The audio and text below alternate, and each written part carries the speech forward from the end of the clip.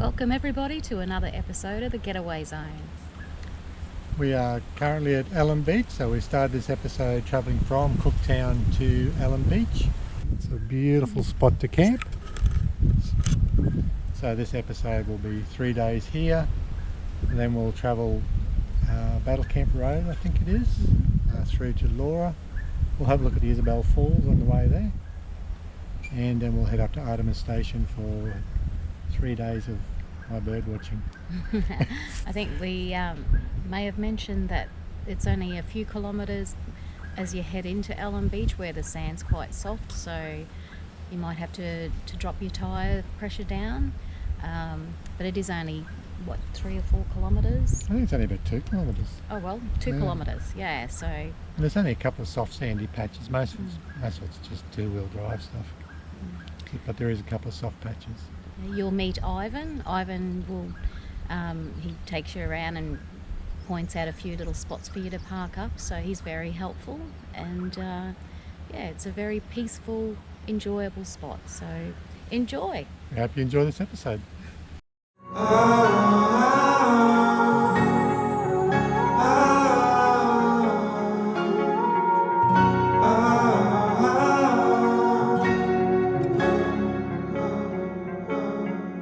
Standing underneath the rows of trees, I can see where the ocean meets the sky.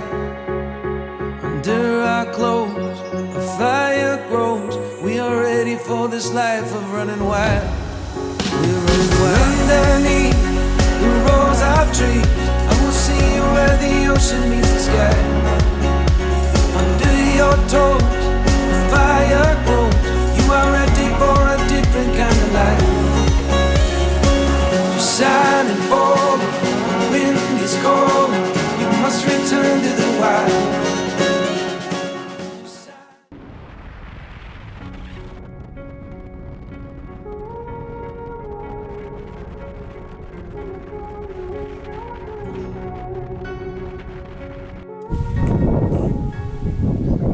To go to Isabella Falls, which is all very confusing because the entrance is to a caravan park. There's a little bit of room over there to park, and apparently you just walk through the caravan park and walk back. So Apparently. go and see.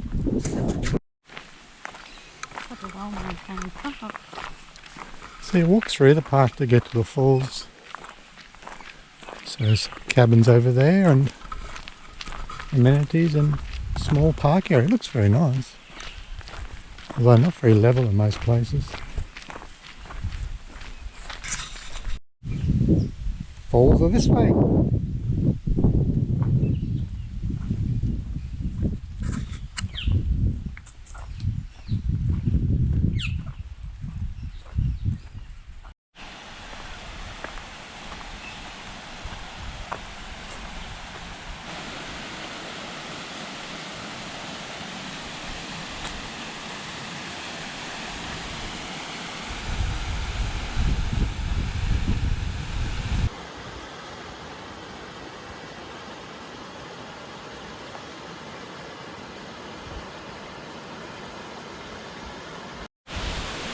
Beautiful looking spot, beautiful looking falls, but there is a sign there saying crocodiles warning, so you obviously can't think on that beautiful looking creek. Which is a real shame. Well, at least not below the falls. I mean, obviously you wouldn't have rocks above the falls, but the sign would be enough to put me off.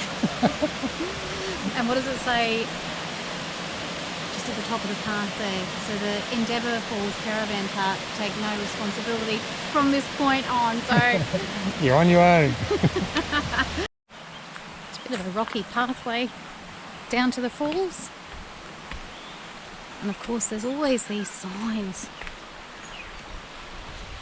Beware of crocs.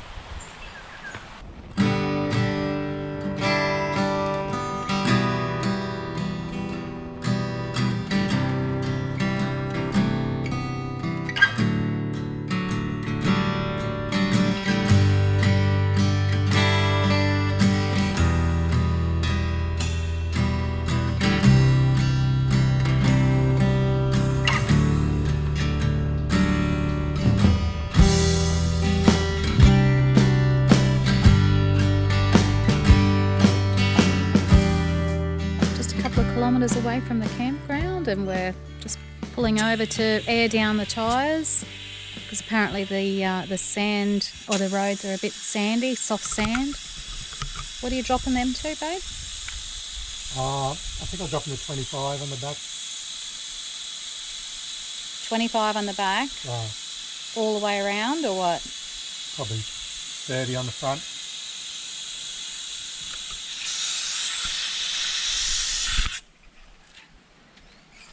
Looks a little softer up ahead, so better to be safe than sorry. I've just arrived at Elim Beach, where Deb's just in the office paying, just scouting out where we're going to go. So we won't be getting too much solar for the next 3 nights, but it shouldn't be too much of an issue. Rode in was okay. There were a couple of little soft bits, but nothing too serious. We did pull up and speak to a gentleman just as we hit the dirt. He was coming out and we were going in, and we said, is it soft? We need to air down. And his response was, I don't think you get that being in there, it's too tall to be low trees. So that had us worried. But there were some low trees, but they were just pretty much just leaves and twigs hitting the top of the van, not branches. So there was no real worries. And we got a tall van, so I don't think any of the vans will be too hard getting in. Well, they all set up. Got a nice spot. We chose to go not on the beach. $40 on the beach, $30 elsewhere. It's been so windy in Cooktown, we decided to stay away from the actual beachfront. Although he did tell us after we'd chosen this spot that there's, because the beach is facing north, the wind is about the same as anywhere else to camp. So anyway, it looks pretty good around here. It's about half full by the looks of it. Quite a few caravans, quite a few camper trailers. We've got this lovely spot over here, which I'm really pleased with. And through here, about 150 metres away, is the beach. So we'll go down there later and have a look.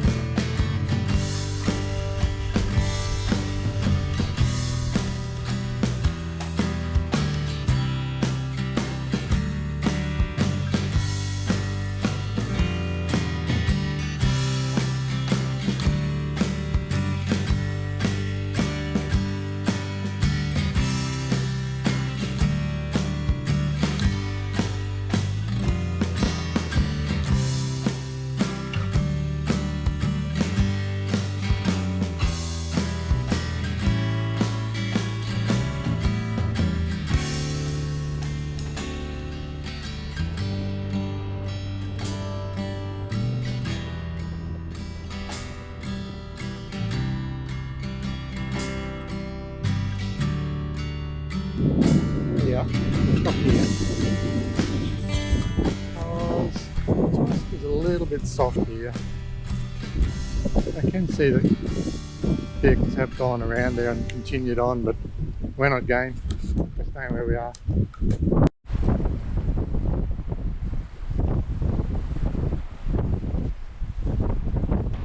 It's looking back towards the Elim Beach campsite. So the directions to the gorge was, when you drive onto the beach, it's 300 metres to the gorge, you'll see a slightly outward point. So we're on the slightly outward point. It's about 500 metres, not 300. As far as I can tell, this is the entrance. It's very hard to pick if it is. I can see in there, appears to be a beautiful gorge, but here, there's not even an obvious sign of a track, other than I can see some footprints in the sand here. So it is a bit tricky to find. Hopefully we're on the right track.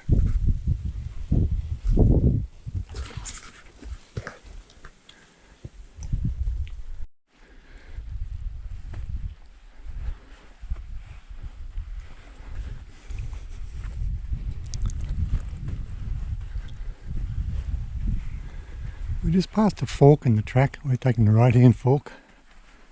Might have a look at the left hand one on the way back.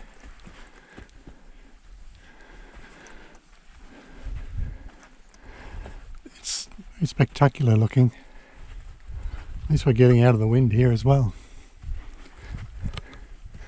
Well, we've just climbed up a bit of a short, sharp, slippery, oh, I say slippery, it's sandy, Bit out of breath.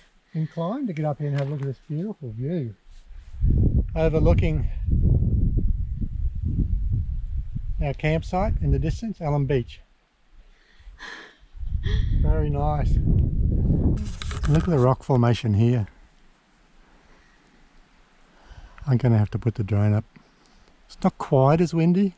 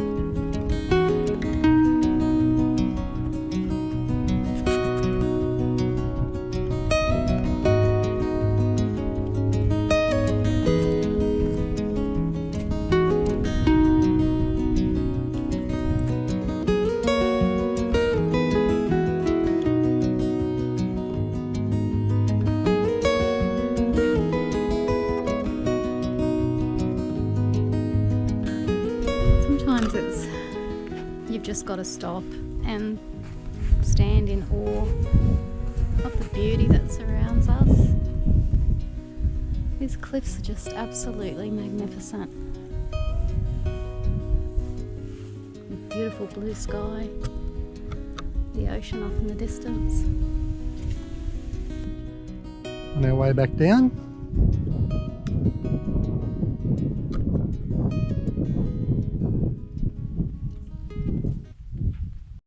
Oh, we've just completed the gorge walk. Highly recommended. Hard to find. Well worth doing. Wear decent shoes. She did. The only real difficulty is because the sand slides around under your feet. And we didn't go up the top of the dune, went about halfway up. Once again, mainly because it is a bit slippery and Deb's shoes weren't the best for that. But that's probably a good walk as well. Okay. It's good fun. Enjoy it.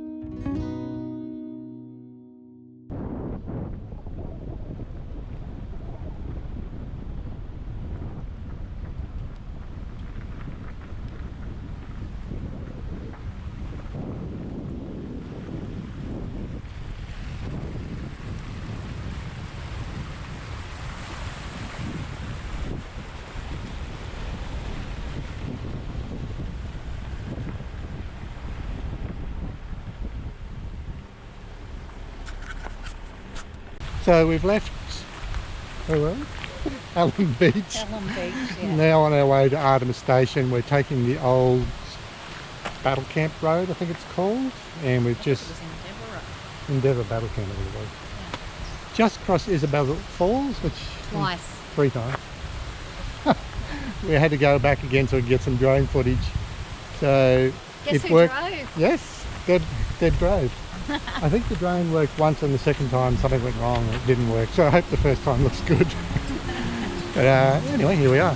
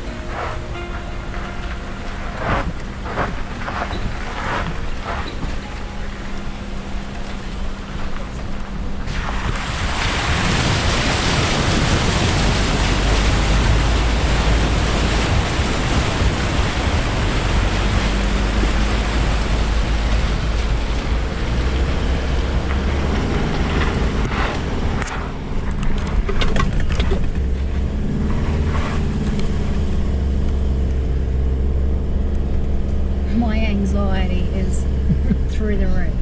Seriously. River crossings, yeah, Paul loves them.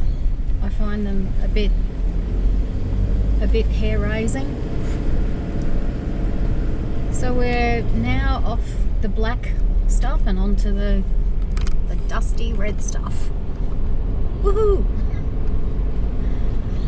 And we're there down because it is fairly corrugated in places. Not too bad here, but certainly there's been a couple of patches of rough corrugation.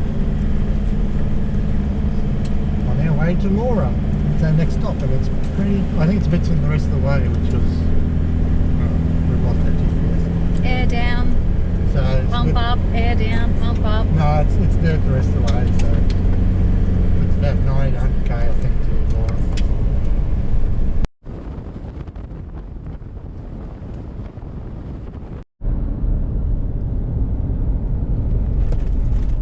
All the dust passing cars takes a bit of care, so we'll slow down and make it a bit easier.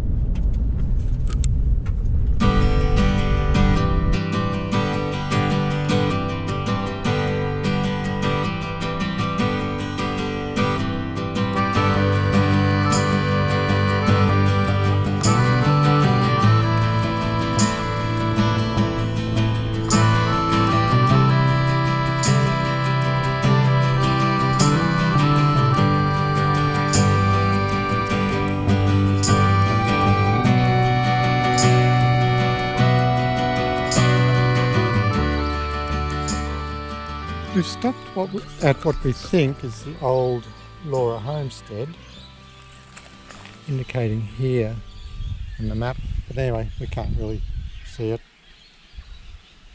I'm not sure if it's saying it's that bare ground over there with the mango trees, etc., or whether it's a bit further up the road.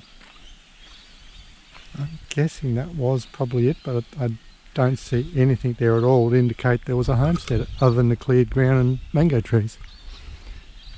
Anywho, this here is a camping ground which you can stay at. It's not free, it's national park, so there is the national park permit that's required, which I think is $6.50 per person. So if it's a couple, it's $13 a night to stay here, and you have to book before you arrive, obviously. Old Laura Homestead is in the southern part of the Lakefield National Park and is located 140 kilometres west of Cooktown on the southern side of the Cape York Peninsula. This historic site is near the junction of Lakefield and Battle Camp roads at the southern entrance to the park.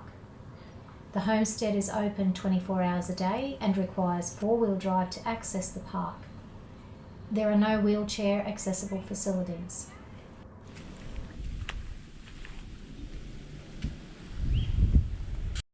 Popular little spot, we're not the only ones here.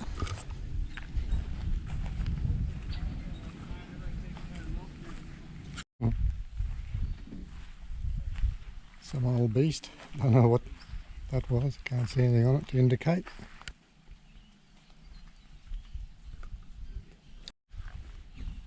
Whatever it was, I can see it was a 6-cylinder. Like most buildings of that era and this locations, they're mostly made of corrugated iron and supporting structure being timber, of course. The Lakefield Cattle Company purchased the Laura and Lakefield properties in 1966, but abandoned Old Laura Homestead in favour of New Laura, 24 kilometres north. Since then, the homestead has fallen into disrepair. It says Sharon toilet or something else? What is it? What's this? It's a big lump of timber. That's a good drinking buck. Well, it is. I like your thinking. So, maybe this was their butcher shop where they cut and slaughtered cattle, because it had mesh, or did have mesh all around at one point. Possibly, we're just guessing.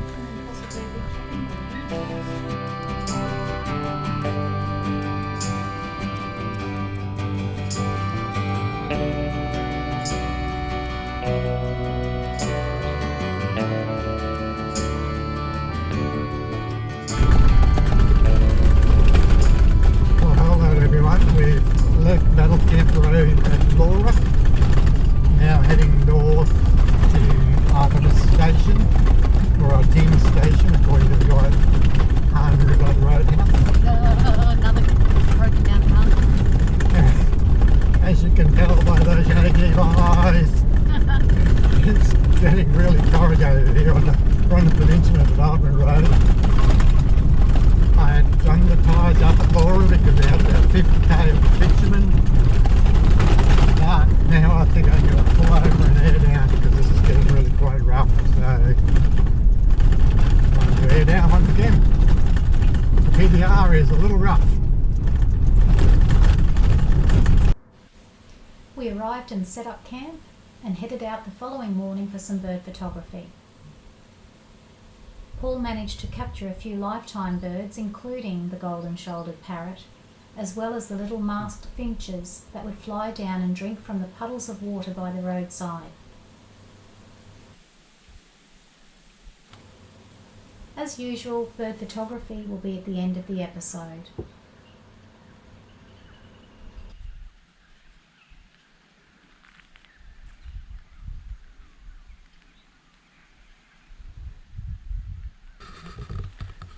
Joys of being a birder's wife. We're packing up, ready to go. Finish our time at Artemis Station. The campsite we've been staying at is not too bad. It's typical Australian bush when you look around. and your galahs. As you can see, we've got galahs everywhere here. No lakes or rivers that you're overlooking, so it is your bushland outlook. But the sunsets are tremendous, as they are everywhere in the outback. $10 per adult for staying here, hot showers and toilets, so that's all good. If you're in a camper trailer or tenting it, it's really good because they have these little covered table and chairs, so you can set your camp up beside it, as these people have, and makes your camp life a little bit easier if you're travelling that method. It's about 30k north of the Han River Roadhouse on the Peninsula Development Road on the way to Cohen, about 120k south of Cohen, I think it is. And if you're a bird watcher, you'd be mad not to come here. If you're on your way to Iron Range or anything to see birds, you must come to Artemis Station, but if you're a bird watcher, you probably already know that. The big thing here is the golden-shouldered parrot, which I got some lovely shots of, and I'll show you at the end of this episode. I also got the masked finch, which is the first time I've ever had the masked finch, so we'll put a few shots up there later on.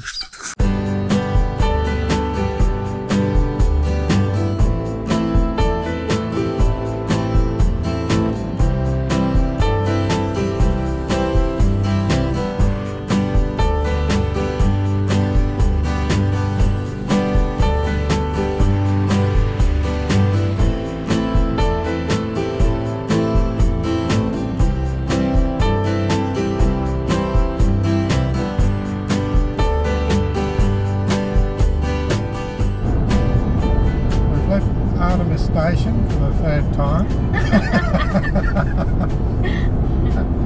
We're trialling new ways to use the GoPro.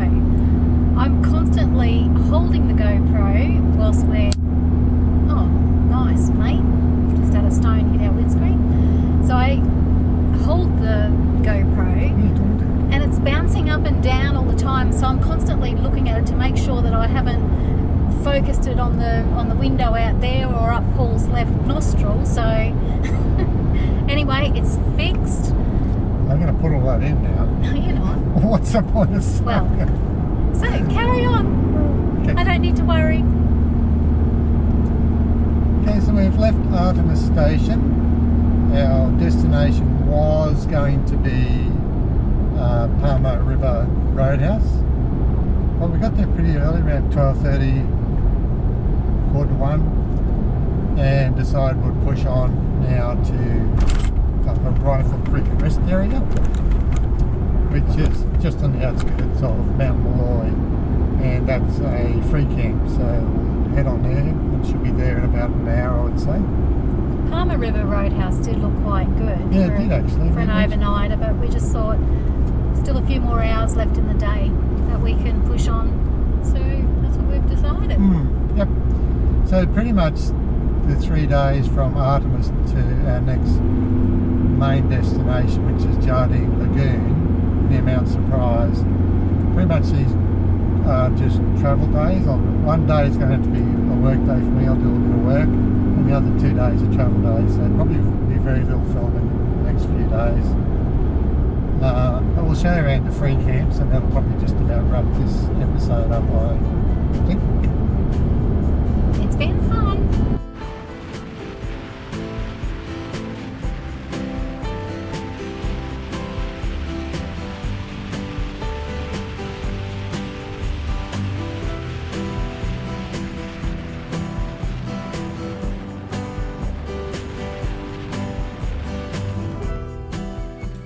We've arrived at the Mount Molloy or Rifle Creek Rest Area, which is a free camp or donation camp of $2, I think, and situated just outside Mount Molloy on the lovely little Rifle Creek, which is lined by rainforest, so you really can't get in and see the creek very much. It's a nice little camping area. You're near the road, so Bit of road noise. you'll definitely hear road noise tonight, but I think And it's pretty packed as well. yeah, it is. We got here at 2:30, and I mean there are still spots around, but you're at the stage now where you're starting to squeeze in beside other campers, whereas at the moment we're a little spread out. But you could probably still fit another 10 vans in once you start squeezing in beside others. But You reckon? yeah, spot over there, Yeah. two True. over there. Yeah. That's not 10 though. That's 2. There are toilets here and a dump point, and I don't know if there's showers. I haven't been inside the toilet yet to have a look. But it's a really beautiful looking park, as you can see, and I'll put a bit of footage over it just to show you. It's or rest area, I should say. It's a lot of trees and bird life. Well, Keeps the bird happy. no, it's the sound of birds. It's very peaceful. Okay. Anyway, this is just an overnight. We'll be on our way again tomorrow, and we don't know where yet. Haven't decided. Somewhere in the Tablelands, I think. Atherton, I think. Yeah, somewhere up that way. Yeah. Here we are at Mareeba, Paul's hometown. We're just pulling in here for to top up our water tanks, and we fueled up at the BP station, which actually takes BP Plus cards, which is good. What was the price of the fuel? $2. 204, I think. 204. 204.9 for diesel. So And they've got 2 RV points here for potable water, drinking water, just at the park on the south side of Mareeba, so we're coming in from the southern side. We have an information centre about 400 metres up the road, and just past the information centre is the park, and there's 2 RV points to fill your tanks. It's good. rubbish bins as well to empty your rubbish. So yeah, it's a good little stop. If coming through Atherton, you've got to stop at the VK Cafe for a coffee or a snack. Coffee is delicious. It comes with one of those bickies on top, which a lot of coffee shops do, which usually aren't very nice. This one is really a nice one with toffee flavour. The chips are the best chips I've had for a long time, and the wrap is really good. VK Cafe on Main Street, Atherton. Well worth a stop.